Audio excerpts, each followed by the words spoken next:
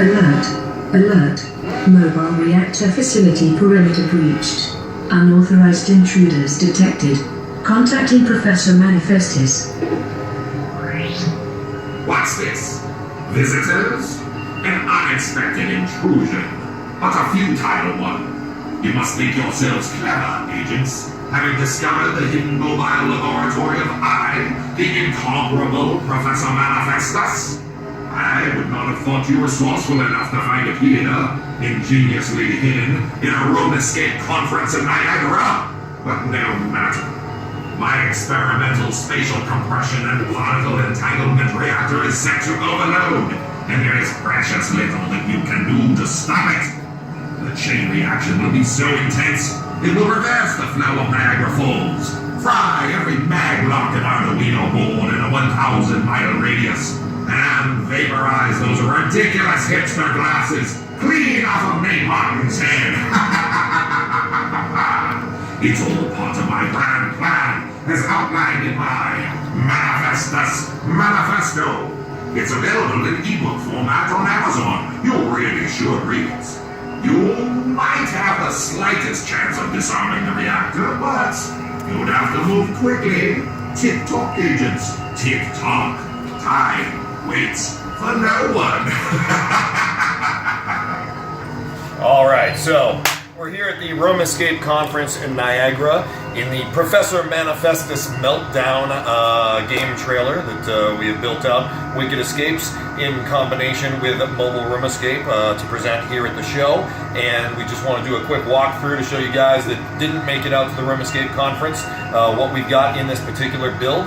So you've got a 30-minute game here, and the objective is to disarm the device that Professor Manifestus has set to overload and cause a bunch of insanity to happen. As you may have heard, we did a special introduction just for the Room Escape Conference, and all the Room Escape people that are here, it will obviously have its own voice and video content when it ships out to customers that purchase this particular game.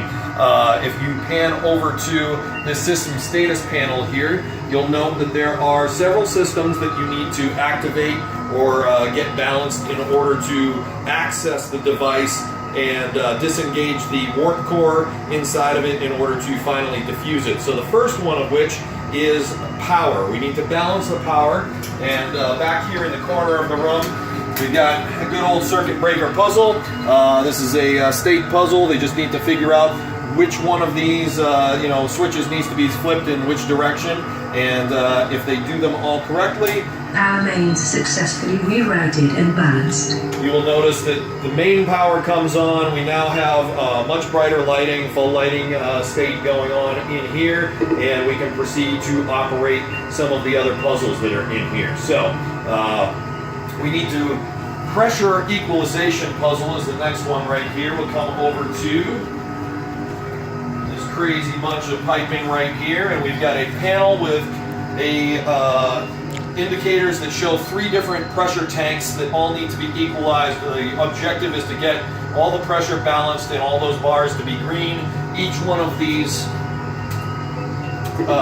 ball valves can be turned and will change the pressure on some of these accordingly.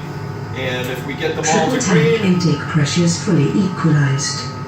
Then we have now balanced the pressure. You see that the pressure equalization indicator is on, and we can go on to something else. The next thing that we need to do is we need to get the fuel rod to be present in the fuel port. And the fuel rod is something very cool. People have been coming to us for pretty much the entire conference and going, hey, is this that crazy trailer that's got the floating fuel rod in it? And yes, we certainly have that. We've got the fuel rod, and it is actually floating on a maglev platform, so it is really levitating in there and spinning around, which is a very cool effect. And in order to open up this cryo storage containment unit, you need to hit a target temperature of 11 degrees on this device. You have a logic puzzle over here, 3 buttons. Top button either adds 5 degrees or takes 5 degrees away. Second button either adds 8 degrees or takes 8 degrees away. And the last button either doubles the total or cuts it in half. And there is only one 6 button input sequence that will get you to 11 degrees. And basically we're going to add 8, double it to 16, take that 5 and add it for 21, cut it in half, take the 5 back out, double it again. Target temperature matched. Cryo storage successfully unlocked. And now we have the cryo storage unlocked, and we can reach right in, grab our glowing fuel rod right here, and we need to go back, place this into its fuel rod port. So we got the reactor fuel port right here. It's glowing, it's open. There's a key lock lid to it, so the key is present obviously as a hide somewhere else in the trailer. Put that sucker right inside. Put this down. Particle canister now present in fuel port. Lock that up. Now all of those systems have been taken care of. Then we get on to working on the actual device itself. We have 2 patch cable puzzles on the device. One that's at either end. We've already plugged all of the cables except for one in at both ends. They do need to both be completed, this end and the other end. There's obviously a clue that indicates what cables go where. But if we go ahead and we plug this in right here. All primary systems restored. Reactor core emergency disengagement switch is now active. All primary systems are restored, and now we can get to the second to last part of the process, which is that we have 2 keyed switches that need to be turned simultaneously. And those keyed switches are now illuminated. And Jason, if you want to look over here, show them what you got there. You got a keyed switch, yellow indicator light. Jason's going to have to turn that one. I'm going to have to walk all the way down here and turn this one at the same time. And if you want to aim that camera over here to show them what coolness happens. So we're going to turn these together. One, two, three. And now our reactor core begins to disengage. And we have a missing audio cue that we're going to be placing in, so there's a whole alert sequence sound that occurs while this is disengaged. And if you look at the front of the device right now, you will see that there is a 2-minute timer that is now counting down. That 2 minutes is allotted to the customers.